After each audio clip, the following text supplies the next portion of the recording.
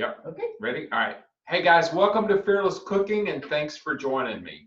So what we're doing today is we're going to do a sauteed chicken breast and roasted vegetables. And Jude, you might want to change that to like gallery. Yeah, click that one. There we go.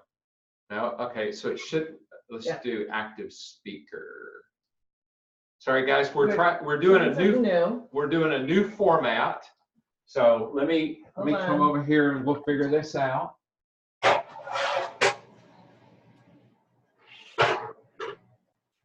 don't see.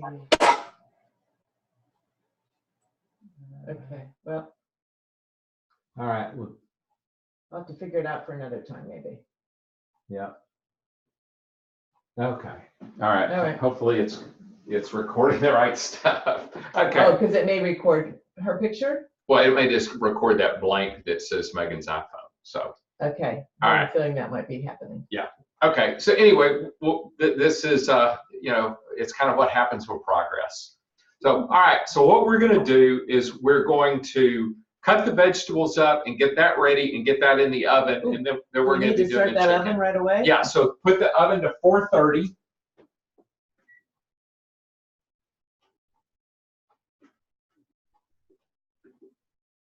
All right, now then, I have to make a confession.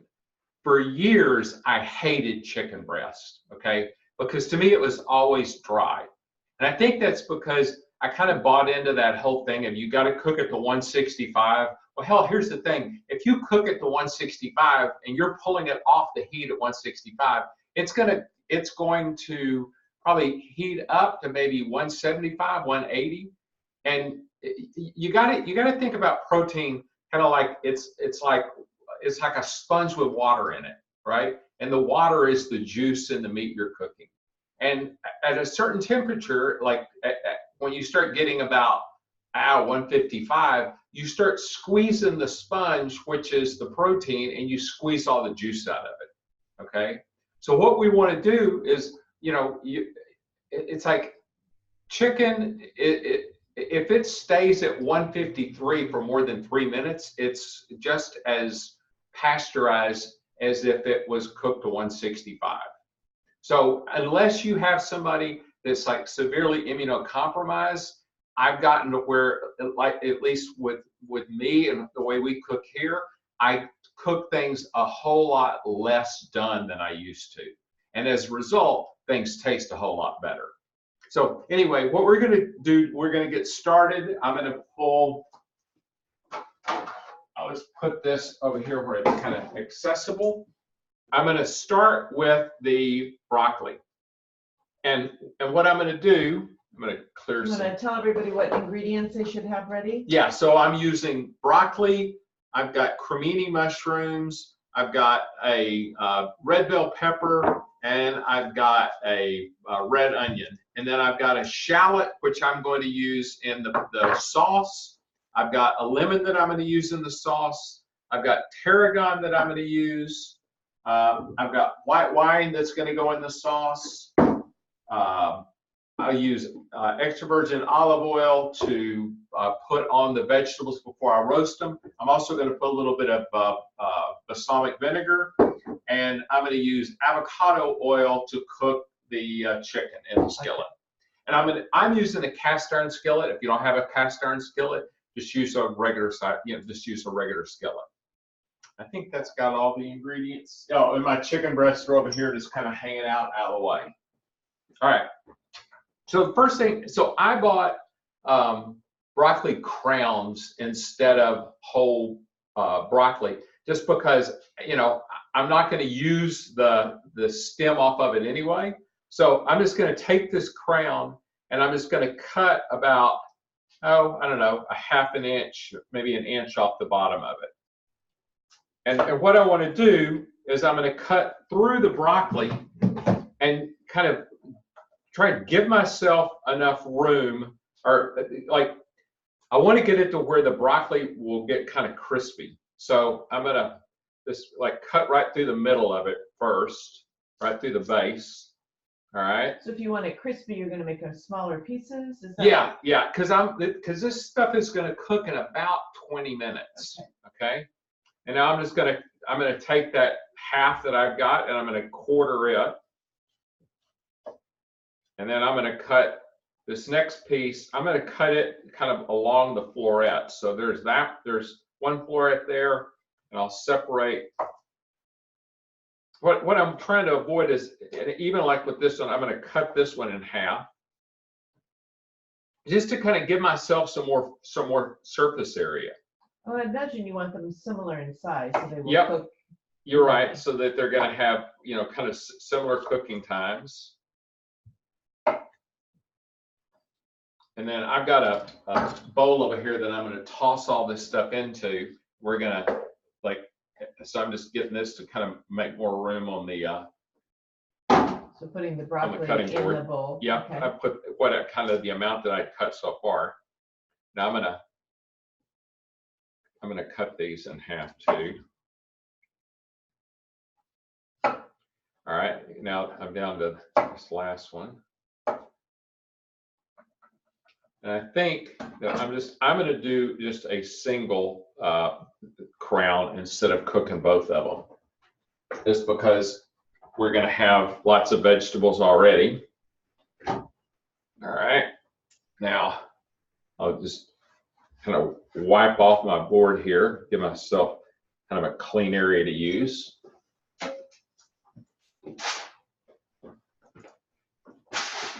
All right, now we'll go to the mushrooms next. And all I'm doing with the mushrooms is I'm just going to quarter them. Okay, normally, I'm slicing them real thin. I don't need to do that with these. Because you're roasting. Yeah, because I'm going to roast them, and we experimented with this the other day, and this turned out to be kind of the right size. Yeah. Pretty perfect. Yeah. Yeah. So I'm just, once again, just cutting them in quarters. How did you prepare the mushrooms? Did you wash them off ahead of time? No, I don't wash mushrooms because for the most part, it's like I look at them. If they've got big pieces of dirt on them, I'm going to knock the dirt off. Like with a paper towel or something? Yeah, but I don't, because mushrooms will end up having a tendency to soak the water up. Okay. And, it ends up, I think, kind of diluting the taste. And so are you then very conscious about getting organic? I don't think that these are. Actually, what I do is whenever I'm buying mushrooms, if you'll notice on the bottom of these, they're all completely closed in. I'm kind of picky when I'm getting mushrooms. I don't want the ones that all of that is like where the gills are showing, just because that is an indication that they're not super fresh. And actually, these mushrooms I got from my buddy Lewis, the mushroom guy at the farmer's market. And I don't know. I mean, I had the opinion that everything there's a little bit fresher, because I know he works with a group called Kitchen Pride. They're out of Gonzales, Texas, Goliad, Texas, I think it is. And he, brings them up every Saturday. And that's one thing. I'm glad you mentioned that. If you don't have a farmer's market that you go to on a regular basis, I would really encourage you to kind of explore the area around you and find one that you adopt, because I think it's real important that we support the people that are growing and raising food in our areas, because it's like we've kind of seen with Amazon that they've kind of expanded and kind of stolen the sunlight from an awful lot of small businesses. And it's like it's tough enough, I think, to make a living as a farmer or a rancher. And I think it's critical that we, as consumers, do our part to support those folks, because the worst thing that can happen from our perspective is that if the only options that we have are going to be like big industrial agriculture. So you know, that's my soapbox, but it's like, you know, I would strongly recommend and encourage people to support their local farmers and ranchers. All right, so I'm almost done with the mushrooms. Those are all quartered. Now, let's do the bell pepper next. So all I'm going to do with this is I'm going to cut it lengthwise, and then, you know, I've got the stem. I've already rinsed the bell pepper off. Now what I'm going to do is I'm just going to open the trash can here, and I'm just going to take my finger and just pull out that stem, and I'm going to pull out any of the seeds that are in there, and I'm going to do the same thing, because when you do that, you get the majority of the seeds all at once. And I just pull that piece of stem out, and then I pull these ribs out. All right, so now that's done. So now I've got 2 bell pepper halves. So I'm just, you know, once again, kind of using the claw, and I'm just going through and just cutting it into ribbons. And they're, you know, those are about 1 inch wide.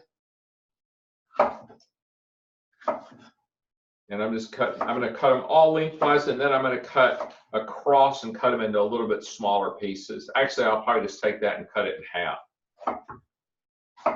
That is just to get them to cook around the same length of time as the broccoli. And you know, all these things have a certain, you know, they're not all going to cook exactly the same, but the thing that I like is that because we got fairly high heat, you know, I wouldn't want to put this in there and leave it for an hour, but we're gonna the 20-minute kind of target that we're going to have is going to give us some you know, some leeway.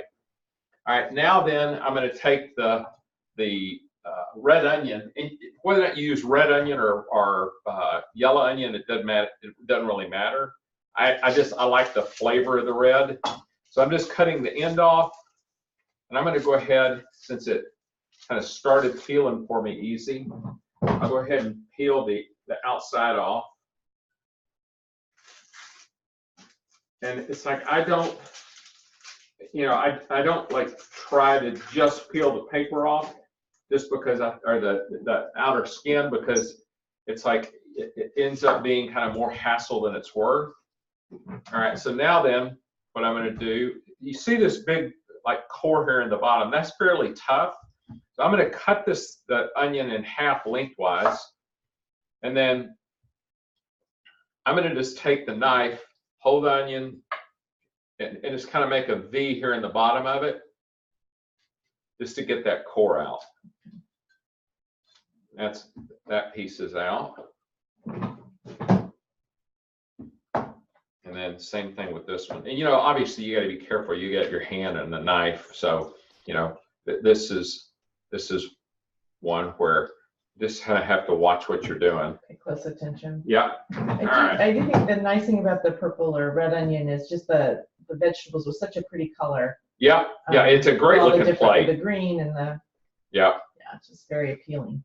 And now what I'm going to do is I'm just going to slice these, and I'm going to slice them about it's probably about ½ inch, and then I'm just going to put them in there in the bowl. All right, so that half ended up being like, what is that? 1, 2, 3, 4, 5 slices, and then this one, let's see if it's about the same. You break apart a little bit. Yeah, there, you know, that's the thing, is it's not going to stay as a solid piece.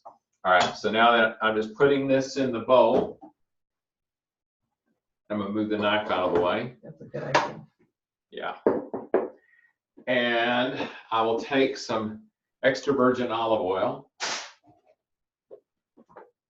and just give it a couple of good glugs, because the broccoli really soaks it up, and so do the mushrooms. And then I'm going to salt this once I get it on the trays. Oh, okay. How come on the trays instead of in the bowl? Just because it's like, if I put it in here now, I'm going to get it kind of all on the top. It's going to get a lot more there than it is on the stuff on the bottom. Okay. So this way we'll get it all on there, and then we'll salt it and pepper it. Actually, though, before I do that, I'm going to hit it with the balsamic vinegar too. Okay. And I'm just giving it a good toss, kind of make sure that I get it worked around on everything. All right, now then.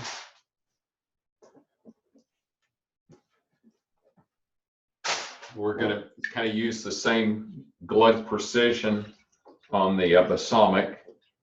You don't need a lot. No. Right, because it does make it kind of sweet. It does, but it's like when you get that whole roasting thing going with it, it really tastes great. Mm-hmm. Flavors were amazing. Yeah.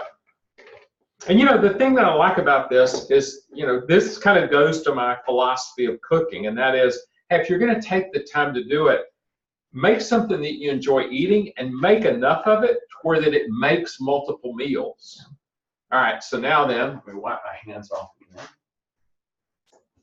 And I'm not washing my hands. You know, I've got a towel here. Obviously, you know, I don't know if you wouldn't want to use your, you know, fine linen or anything.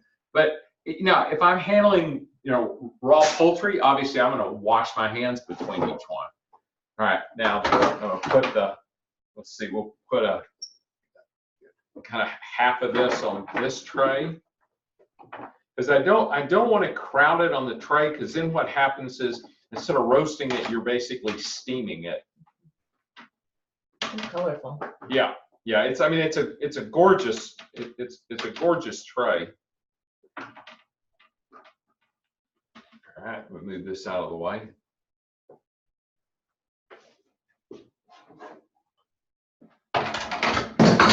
There we go. There. All right. Well, I will wash that. That's a good idea. And I'll wash these. So, yeah, I think even as big as that cutting board is, it was getting a little crowded. All right. One lemon squeezer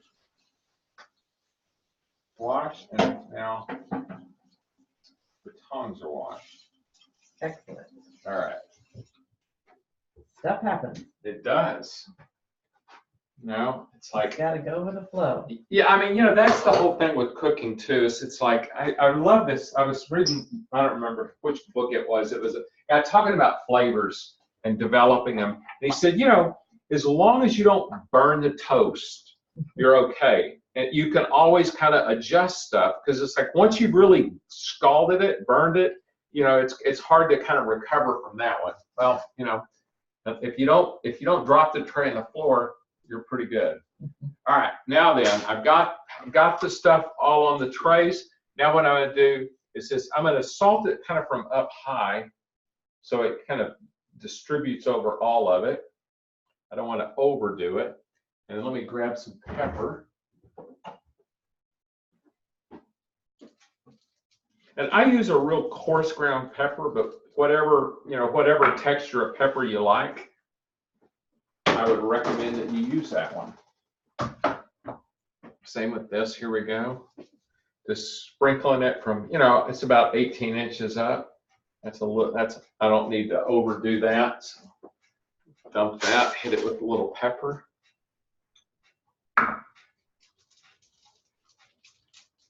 All right. Now then, I'm going to go ahead and put this in the oven. It's at 430. Jude, will you put the temperature's at 430? Would you set the timer for 20 minutes? Will do.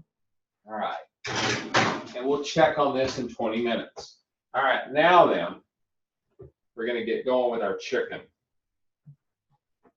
So what I'm going to do, and move this where you can see.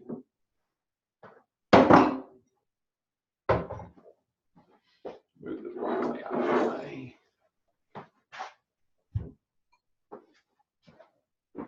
All right. So I'm going to go ahead and cut the shallot. So we're going to cut the shallot next, so that we've got everything ready for our sauce. So that as soon as our chicken's done, we'll put the chicken in some aluminum foil, cover it, or put it on a separate sheet, and then we will do the sauce. Okay, so the shallots are going to be cooked with in the sauce or in? Yeah. So in the after sauce? the chicken's done, then Okay. in that same skillet, we're going to do the sauce. But you're just getting it ready. Ahead Yeah. of time. Yeah. Okay. So I'm going to cut the shallot in half. I found that that's the easiest way to peel them. And I'm just going to peel that outer layer off.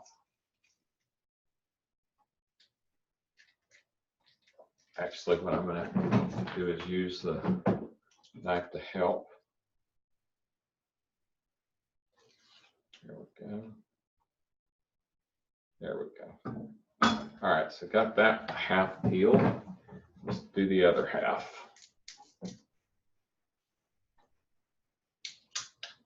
Yeah, this comes out of Michael Ruhlman's, what is it, 20, let me see what the name of his book is. The recipe comes out of it? Yeah, so it's Ruhlman's 20. And if you haven't read any of Michael Ruhlman's stuff, he wrote a book, I think it was called The Making of a Chef, and then he's written a couple of other ones. He and Bourdain were buddies. All right, so what I'm going to do real quick is I'm going to mince the shallot. So I'm going to slice it. There we go. I'm going to slice it and then I'll cross cut it. So I'm just going to slice it real fine. You want these to be pretty small pieces. Yeah, yeah. And it's like, this is only going to, you know, when we put this in to make the sauce, it'll only be in about 30 seconds before we start adding stuff to it, because we don't want to burn it. All right. Now I just throw the very end away. I probably should be saving it to put into stock, but right now it's not. Other things going Yeah, on. that's not practical. But most of the time I save kind of vegetable scraps like that, and then just throw it in the bag and throw it in the freezer. And then when I'm making bone broth, or I haven't made any vegetable broth yet, I'm going to do that. Then you just, you know, you put that stuff in a pot with some water or put it in the Instapot, and then you're straining all that stuff out, but it ends up really giving you some great flavors. And really, when you get right down to it, I mean, that was one of the things in Ruhlman's book, what his book was about, his experience going through the first part of culinary school at the Culinary Institute of America. And he just talks about the amount of time that those guys spend on, like, preparing stocks, because that's kind of the backbone of so many different dishes. Okay, so now I'm going to put this being the chopped shallots into a bowl so that they're ready to go. Handy dandy bench scraper, This right? bench scraper it's great. It keeps you from dropping as much stuff on the floor. You still are going to drop stuff on the floor. That's just part of cooking. I'm also going to go ahead and get the lemon ready. So I'm going to use a half a lemon. So I'm going to cut it in half. I'll stick this other piece over here. Sit that right there.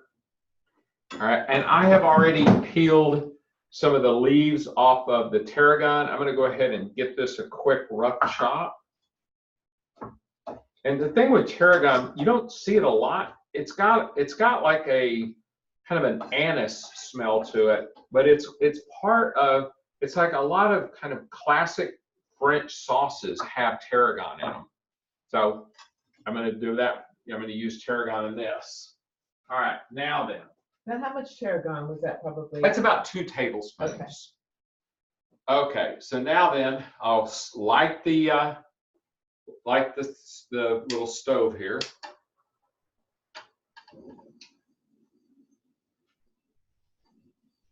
All right, and then I'm going to like put a layer of avocado oil that just like coats the bottom of the skillet. So I'm putting a fair amount of oil in here. I'm going to pour the excess off after we cook the chicken.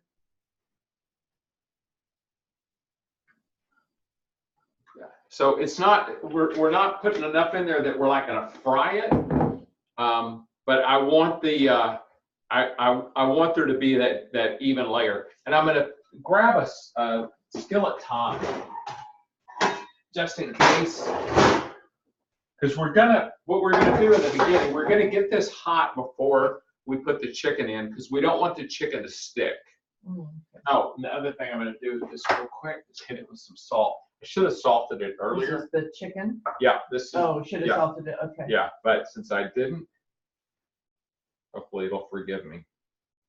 But the one thing I did with it is I made sure that I pulled this out an hour ahead. 30 minutes is probably adequate. But what you don't want to do is go, like the last time I fixed this, it was, no, this is why I will wash my hands.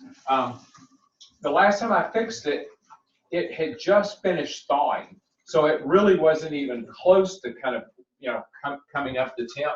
So it took a lot longer to cook. And I'm assuming that oil also helps keep it moist as you're cooking it. Yeah, but really what it is that it's not, you're trying to preserve the moisture that's in the meat. And it's, like I said, it's this whole thing, the way that protein does is that when you heat it, it changes configuration and it starts to kind of squeeze. When it does, it squeezes the juices out. And so when you eat something and it's stringy and dry, it's because it's been cooked too long or too hard. Wait, sorry, I have a quick question. Yeah. With the chicken, was I supposed to cover it in olive oil first? No. We're just gonna we didn't do anything to the chicken. We're just gonna, just put salt on it, and we're putting avocado oil in the bottom of the skillet. Okay, so put it in the skillet. Got it. In the skillet, yes, and warm it up. Yeah. So Okay. chicken goes in. Yeah. So right now it's starting to shimmer. The oil is. So I'm gonna go ahead and put the chicken in. Okay. And when you put it in, put it away from you. Okay. So that way, if it splatters, it's not splattering on you. Okay. Now we're just going to let it hang out there. I'm going to turn the heat down just a touch. All right, perfect. So do you have the heat on about medium or? Yeah, it's hard for me to gauge with this, but yeah, kind of a medium high. And we're going to leave it there for about a minute. Actually, we're going to leave it about 3 minutes. Okay. Before you do anything. Yeah, and I'm just going to put the lid over here just so that it doesn't like splatter all over the countertop. You want to move your other pan there with the chicken thing. The chicken was on. Yeah, that's a great idea. Actually, what I'm going to do in that time is wash it real quick. That way I don't have a chicken-fied thing over here. All right, now let's put this out of the way.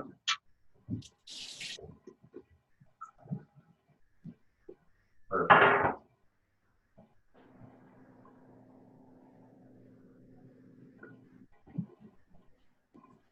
You can smell the chicken.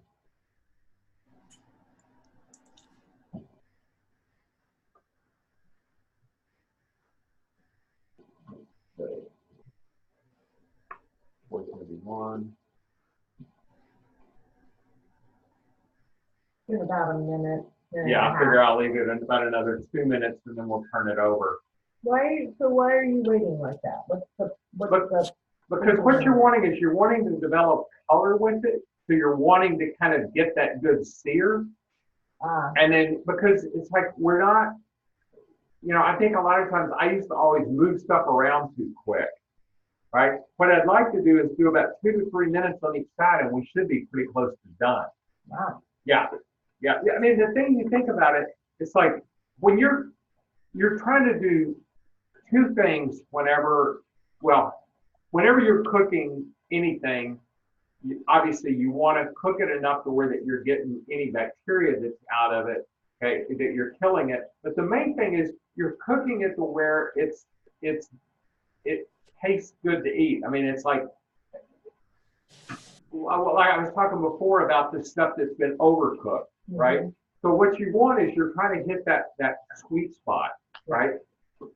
with something like a roast that has a lot of connective tissue in it, the thing that makes roast taste so good and so tender and juicy is that you've cooked it long enough to let that collagen break down. Okay, that tough connective tissue. Well, there's no tough connective tissue in a chicken breast. So all we're doing is trying to cook it just enough to get it done.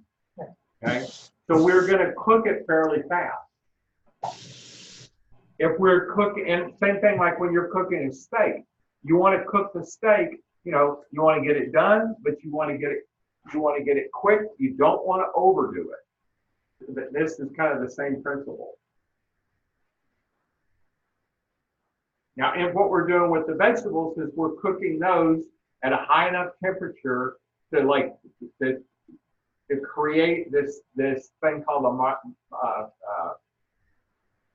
Maillard reaction, which is basically it's what gives you that great taste when you have something that's been roasted. Okay. All right. See what it's looking like. Okay, because you are about 3 minutes. Okay, maybe a little more. Yeah. Yeah, nice and brown in that. Mm-hmm. All right, I'm going to turn that heat down just a little bit. Because I'm not wanting to burn it, and I'm not wanting to catch my grease on fire. No, that would be bad. You know, and if I did, what I'd do is put the lid on it. Okay. Yeah. Wait, did you flip it yet? No. Yes, you just flipped the chicken. It was nice and kind of golden brown on one side.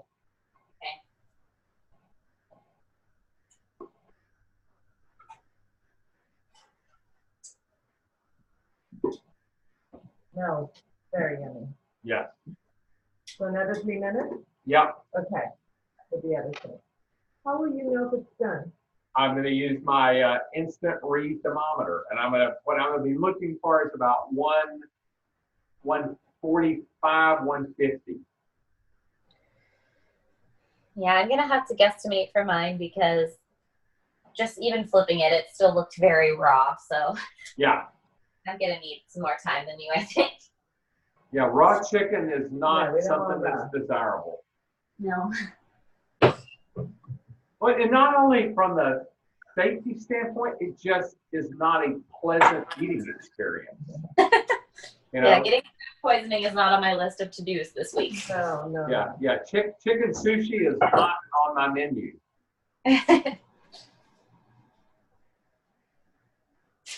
So I think what I'm doing for next week, I was going to do seared scallops, but I realized, hey, wait a minute, next week is Super Bowl. So what I'm going to do is I'm going to record an episode of cooking chicken wings so I'm going to do wings in the air fryer. Ooh. And I get not everybody has an air fryer, but this will be kind of a commercial for air fryers because I think the results are going to be pretty good. So this is the one that I got. It's a Cuisinart, and I'll turn it around after I've gotten rid of the grease here in front of me. It does take up a fair amount of counter space, but you know, from the little bit that I've used it so far, I've been super impressed with the way that it browns vegetables. And I've got a guy that I'm in Toastmasters with that said he absolutely loves the way that it does chicken wings. So I was like, well, what a perfect time to do wings, you know, right before the Super Bowl. Yeah. All right, how much? Oh, I haven't been watching the time because I'm, oops, sorry. Yeah, you're probably about 3 minutes. All right, Yeah. so we'll check it and see.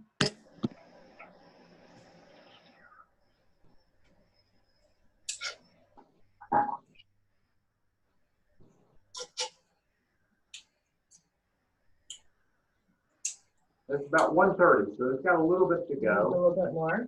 Yeah. Okay. So what you said when you take it out of that particular heat, it will continue to cook Right. even after you take it out. Yeah. Yeah. And that's the thing that's, you know, I think is lost, and it's the instructions that we've gotten, right? I mean, we were told for the longest time, you know, if you're cooking chicken, it has to be 165. Well, here's kind of where that all came from. The USDA set a guideline that it was like, okay, this thing is idiot proof, right? If you get this to 165, it's going to kill everything that's in there. We're not going to have to worry about it. But what they didn't get into was the whole nuance around the interaction between time and temperature. So if you have something at chicken at like 152, I think it is, for 3 minutes, it's also like, for all practical purposes, sterilized. Right. So, and then also it kind of goes into the food quality, right? Because like a lot of the recommendations around pork came out before all of the advances had been made in kind of getting trichinosis out of the pork supply chain. Yeah. So it's like a lot of stuff that were legitimate to worry about, you know, 30, 40 years ago is not the same kind of concern today. So it's been a good minute and a half, maybe 2. Yeah, I'm going to give it a little bit more time. just, yeah. Let's see. Because there's like a little over 2 minutes for the veggies too. Yeah.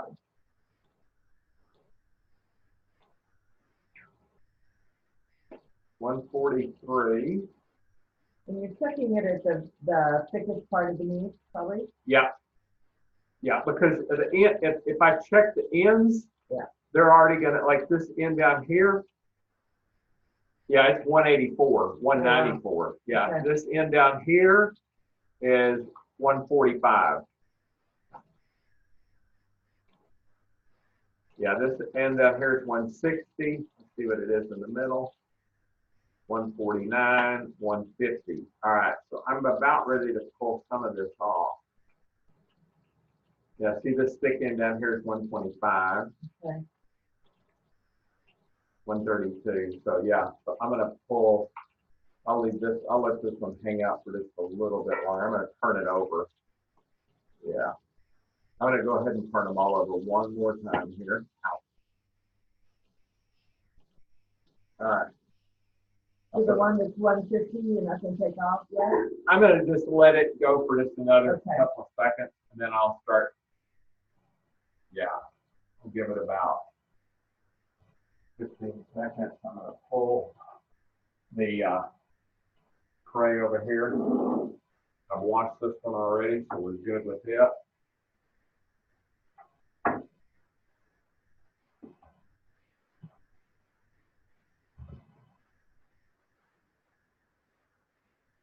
Okay.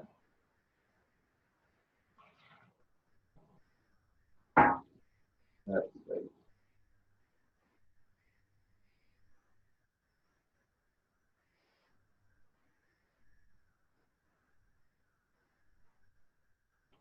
$149.5. Come on, get up there. 151. All right. So we got this one. Let's see what this is like. This next one. Yeah, turn the heat down just a little bit because this little portable hot plate, like man, it will crank the heat up in a hurry. And what I don't want to do is have a major inferno going on here on the island. All right, this one's done. That was 153. That was the timer for the okay. vegetables. All right, I'm going to pull that one in just a second.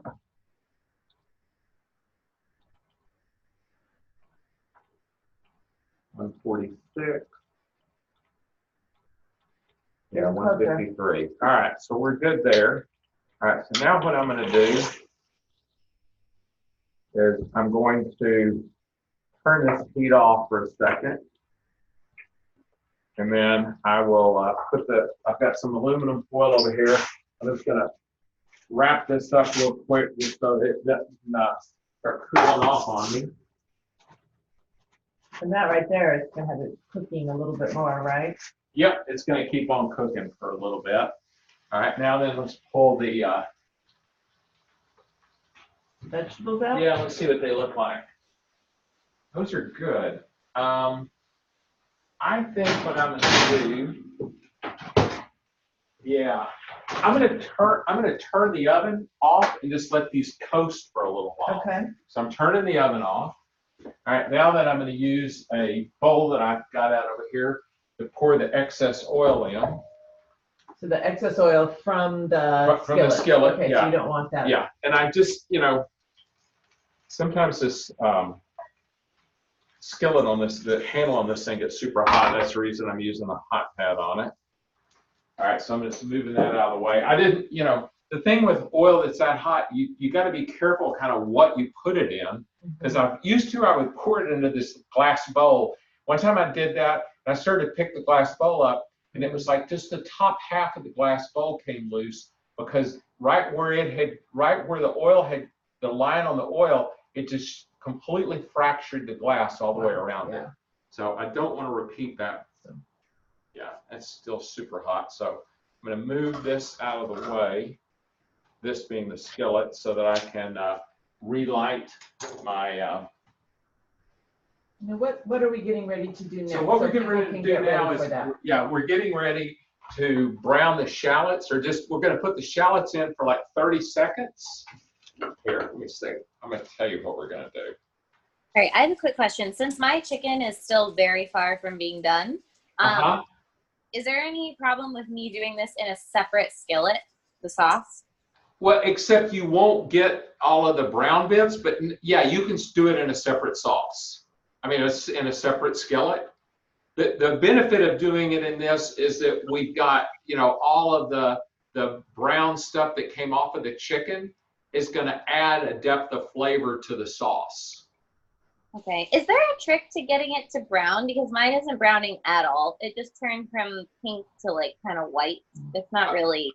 Okay, so there's two kind of things. There's several things that facilitate getting it brown.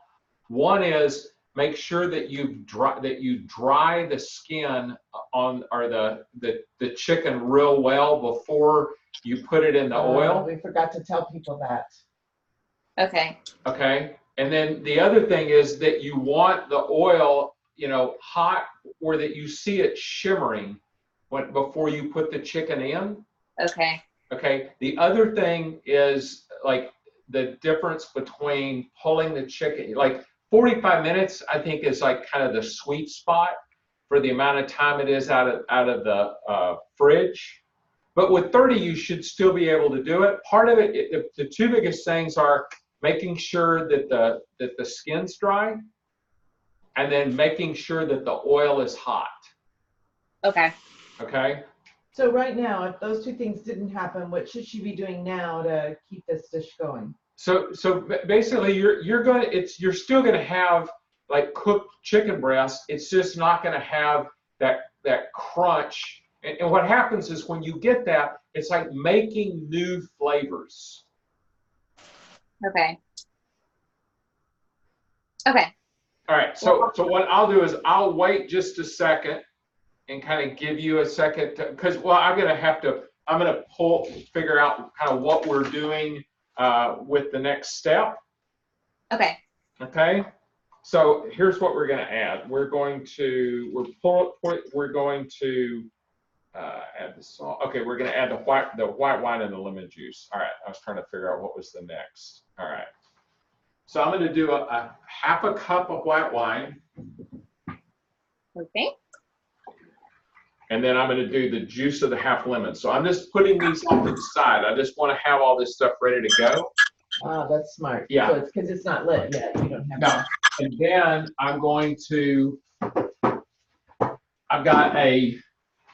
this is a 8-ounce thing of goat's milk butter. And when I looked up, I've got this Bon Appetit thing here that tells me that a quarter of a cup is 4 tablespoons. All right. Well, I need a half a cup of butter. So I'm going to use 8 tablespoons. And that is like halfway through this block. People could use cow's. Oh yeah, this is goat's milk, but yeah. Yeah, and you know, my favorite butter is Tarragon, but you know, and I'm also going to start. I'm going to make a recipe. One of the recipes I'm going to try for the wings is going to use ghee. So we're also going to experiment with some other oils. Okay, so 1, 2. Sorry, can you repeat that one more time? How many tablespoons of butter is it? It's going to be 8. 8. Okay, perfect. Perfect. Yeah. So I'm just going to stick this back in the fridge. We'll wrap it up in a minute. All right, and we're not going to put it in all at once. We're gonna add it a little bit at a time. It's important to know. Yeah. All right. So what we're going to do, I'm going to have this out, ready to go. So yeah, this is that kind of keep everything, you know, get everything ready so that you're not, you know, kind of when it's heating, be like scrambling. You know, like I should have had the spoon right there beside it, but you know, damn, as hard as I try, I'm not going to get it all right. All right, here we go. I'm going to move the skillet out of the way because it's still hot as hell. And then I'm going to light the, there we go. And I don't want this thing crazy hot. Yeah, so what should people? I mean, that's on their kind of stoves that's have like a their medium low. medium low? Yeah. Okay. All right, and I'm just gonna, but I do want to, I want to like heat it up just a little bit. With the sort of the oil that's left Yeah, in there. exactly. For, Yeah, because I poured off the majority, so let me let you see. You know, that's how much, so there's probably a tablespoon of oil left in the bottom. Okay. And you've got all of this, you know, there's like all this parts of the chicken that are still there on the bottom. So we're gonna like scrape all this around. Let's use this. Just you want to get it up so that it'll cook into the sauce. Yeah, because that's incredible flavor there. Absolutely. All right, so that'll also, that's what the wine will help us do. All right, so now I'm gonna see if, yeah, it's getting hot, but I'm gonna look at it just a little bit hotter. I want to see kind of a little bit shimmer there as well. So, and what will you be putting in first then? The shallots. The shallots. And I'm just going to put the shallots in for about 30 seconds. Okay. Okay. I'm going to add a little bit of salt to it. Okay. Then I'm going to add the wine and the lemon juice. So I'm going to take the half a lemon that I've got and put it into the lemon juicer, just so it's ready to go. Ready? Yeah. And when does the butter go in? The butter goes in once everything else is in there. Okay. Yeah. And then a little bit of the butter. Okay. Yeah. Because we're actually, the butter is going to go in after I reduce the wine a little bit. Okay. Okay, I can kind of feel the heat coming off of this. Okay. So it's about time. all right, Yeah. in go the shallots. Yeah, you can hear them sizzling. Yep, that's a good one. Yeah, and I'm going to hit it with just a little bit of salt. All right, now then I'm going to stir this around in there. Stir the shallots. And you said that's like for about 30 seconds. Yeah, you're gonna be doing yeah. that. So it's not Okay. going to be in here long before I start adding some other liquid to it.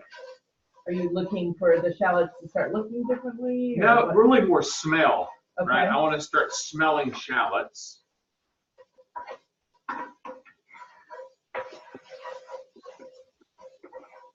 Okay, yeah, we're getting close. All right, now then, I'm going to add the wine. Okay, so half a cup of wine.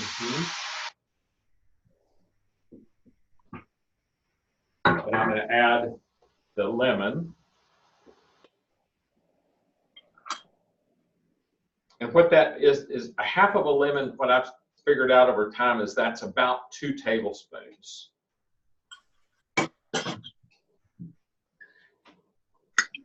Okay, move that. Now I'm just going to hold the handle and kind of stir this around just so that I get all those nice brown bits off the bottom. Mm-hmm.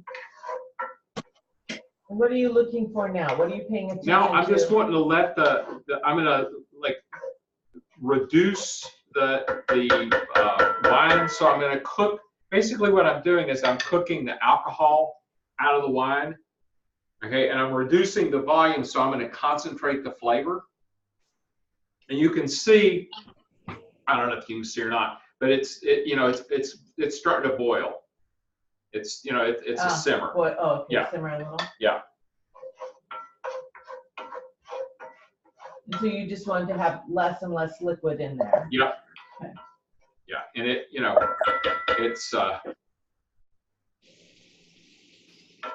it's doing that.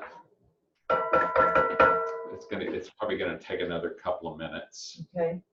And then all we're gonna do is that we're gonna put this butter in kind of like chunks at a time. We're gonna start to incorporate it. So what we're gonna do is just kind of like the other day, we're actually making another emulsion, okay? So it's gonna give us this real velvety sauce. And then I'm going to, as the butter starts to come along, then I'll toss the tarragon in there.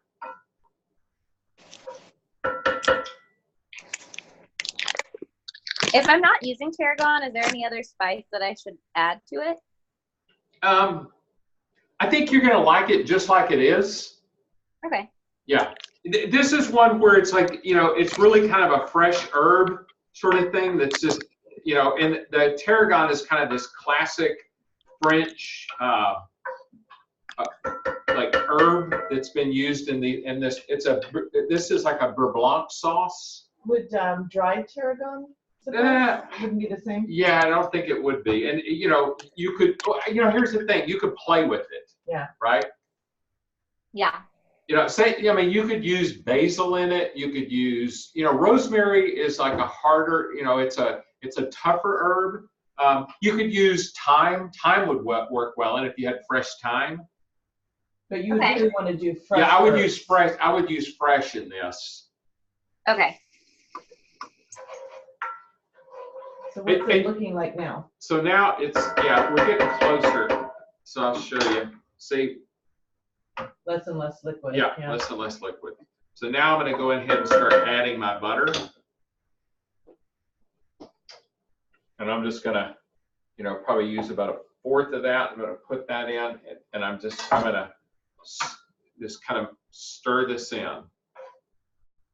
And then I'm going to, as soon as it gets where it's kind of dissolved, then I'll add another piece. Smells heavenly. Yes. And after I get about 2 or 3 of those in there, then I'll add the tarragon. That one's done. Let's do the next one.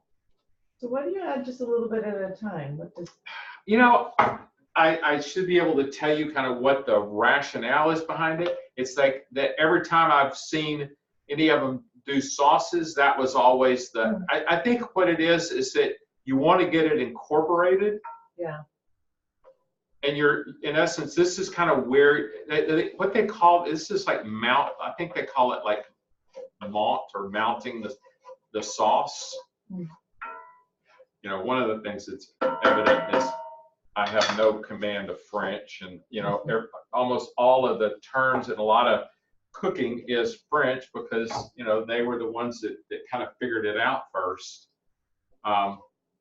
What's interesting, one of the things about cooking is that a lot of the recipes and stuff were developed to be able to take damn near inedible cuts of meat and stuff and turn them into like really flavorful things, right? So it's like a lot of things like braising, which we're going to do in here, was basically to take something that was this tough, sinewy, stuff that people were going to throw away and turn it into like delicious food. And, when you think about it, that's kind of what it's like, braised short ribs is a perfect example. If you cook those things fast, I mean, it's going to be super tough. By cooking them slowly, you break all that tough tissue down and you end up with this velvety, wonderful tasting food. All right, so now I'm going to go ahead and put the the tarragon in. Even though you don't have all the butter Yeah, in yet. I'm Okay. sprinkling it in. And now that I'm going to add, oh, and the second it goes in, you can smell that anise. And I'm just going to, actually, I'll just put the rest of that in. Okay, the rest of the butter? Yeah. All right. All right, so now that I'm going to just get all this to get nice and dissolved. Actually, it's emulsified because it's like it's making this really rich, luxurious looking sauce. I definitely learned my lesson with the chicken. Mine is still cooking. Yeah, and so that's the same thing that happened to me last time because my chicken was still too cold. Yeah. So that's why in the instructions that I put out on Facebook, I said, 45 minutes. Yeah. Yeah, and here's the other thing that I am going to start stressing. Do yourself a favor, okay, and read the instructions like all the way through on Wednesday, right? Yeah. Whenever it comes out. So that way you know, okay, here's what we're going to be doing. Here's any of the stuff that I need. Because one of the things, like the whole kind of mise en place piece, which is like everything in its place, part of that is kind of having your head in the right frame of mind so that everything kind of comes together the way it's supposed to. Because like I've got the kitchen set up in a way that everything is pretty much at kind of like 2 steps away from me. But even with that, I like to have this stuff out and ready so that I know that I'm not scrambling around, trying to find something. Right. So, all right, so this is done. So, okay, so the sauce is done? Yeah, How do you know it's done? Because all the butter is incorporated. Okay. Okay. So I'm going to turn this thing down to just barely on. And then what I'm going to do is I'm going to grab a plate. I'm going to grab a chicken breast. And I'm going to grab some veggies. So we're going to build a plate. Beautiful. And here's this.